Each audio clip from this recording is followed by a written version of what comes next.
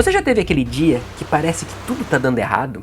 O trânsito tá péssimo, todo mundo buzinando atrás de você, carros te cortando na fila, o seu chefe ainda te dá uma bronca por você ter chegado atrasado, ou porque você não entregou um relatório em dia, e parece que todo o universo, todo mundo decidiu que nada vai dar certo pra você. E nessas horas a gente sente aquela raiva ou frustração subindo, né? Mas sabe o que é interessante? Essa emoção pode ser usada para trazer coisas positivas para você. Então hoje nós vamos mostrar como que você pode transformar essa raiva ou essa frustração em pura produtividade, em algo positivo para você. E isso não é aquele papo motivacional de coach que é bem vazio, inclusive, tipo bater palminha invertida. Isso é uma ciência e prática funcionando juntos. Yes, science! Então fica com a gente até o final, porque além das dicas práticas, vamos compartilhar com você como eu mesma uso isso nos meus treinos e eu garanto que vai fazer sentido. Mas antes que a gente parta para as dicas que a gente mencionou, vamos entender uma coisa que é bastante importante. O que realmente está acontecendo no seu corpo e no seu cérebro nesses momentos que mencionamos. É como se a gente fosse uma panela de pressão. A raiva é a válvula que mostra algo que está errado ou fora de controle. Mas o que a gente faz com essa pressão? A raiva, ela é vista como um comportamento, uma emoção que surge diante de algum obstáculo. Basicamente, é quando algo não sai como você estava esperando e aí você acaba ficando magoado, irritado ou até mesmo frustrado. Então a questão não é deixar de sentir raiva, porque isso é humano e não existe essa possibilidade pra gente. A questão é como a gente vai usar essa energia de forma produtiva.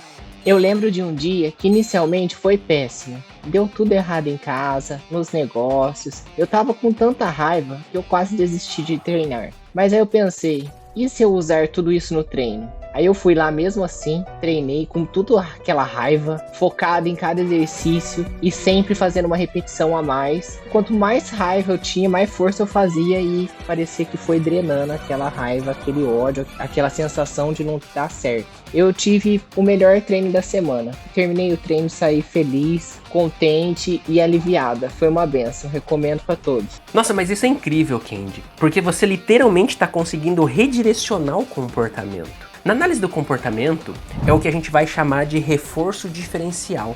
Que, ao invés de você descarregar a sua raiva de uma maneira destrutiva, que é como normalmente a raiva funciona, você escolheu usar dessa energia e desse comportamento para que algo mais positivo acontecesse. E recompensador, inclusive. Por isso você alcançou esses resultados. Por isso você se sentiu mais feliz depois.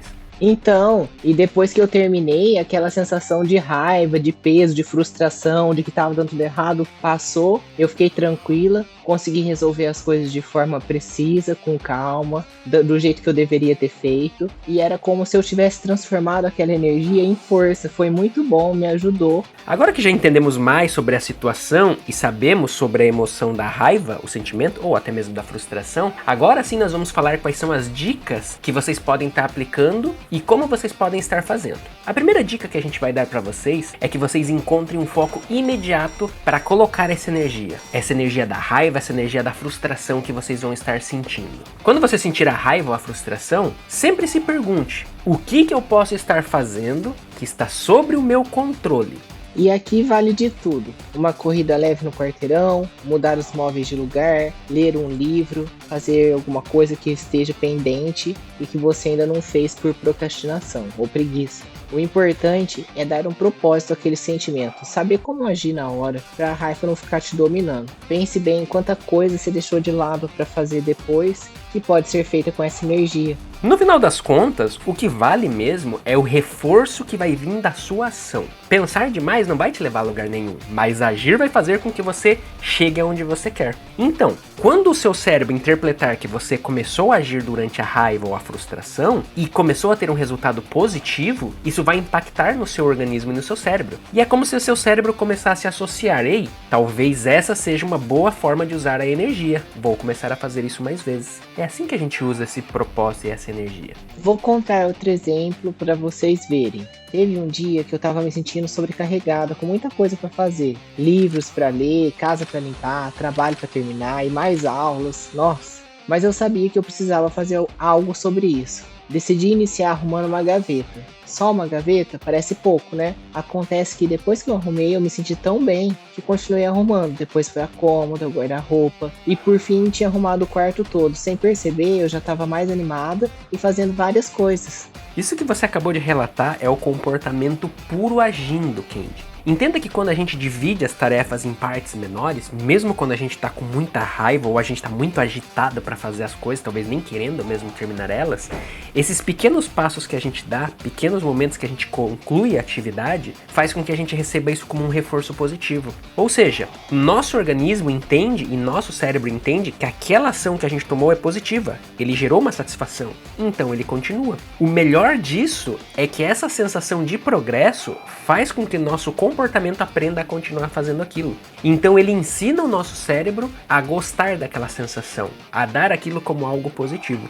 E pensa assim, Candy, você que arrumou todo o seu quarto, o que você fez na verdade foi ajustar o ambiente ao seu redor. Essa organização faz com que seu cérebro veja isso e entenda de maneira satisfatória. E fazer essa mudança no seu ambiente é o que a gente vai chamar de controle de estímulos. Sim, isso quer dizer, por exemplo, colocar uma música que te anime, mudar de lugar para clarear a mente, ou até organizar o espaço onde você está, fazendo você mudar como se sente em relação ao lugar que está. Exatamente. Imagina quando a gente tá, por exemplo, irritado no trabalho, porque talvez nosso chefe brigou conosco, ou a gente tem aquela rivalidade com aquele colega de trabalho, o ambiente fica ruim, fica pesado, a gente sente aquela sensação ruim. Se a gente mudar o ambiente, por exemplo, saindo dali ou indo beber um café, fazendo alguma coisa que nos retire ou modifique o ambiente naquele momento, quebra esse ciclo de emoções negativas e acaba abrindo espaço para um comportamento mais produtivo. É assim que a gente muda o comportamento, é assim que a gente trabalha. Algo que eu sempre faço é usar a raiva como combustível. É tipo quando alguém olha pra você e fala: eu duvido.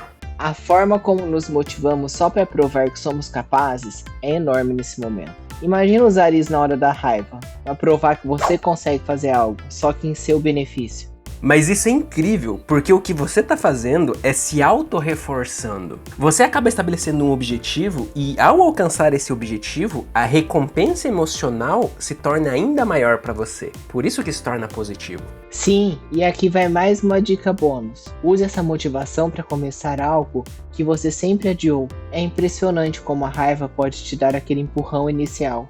Então, da próxima vez que o mundo parecer desabar, use o que falamos aqui. Você pode usar suas emoções como combustível para criar algo positivo. E conta pra gente nos comentários, qual foi a última vez que você transformou a sua raiva ou frustração, ou outra emoção negativa sua, em algo produtivo? A gente vai querer saber.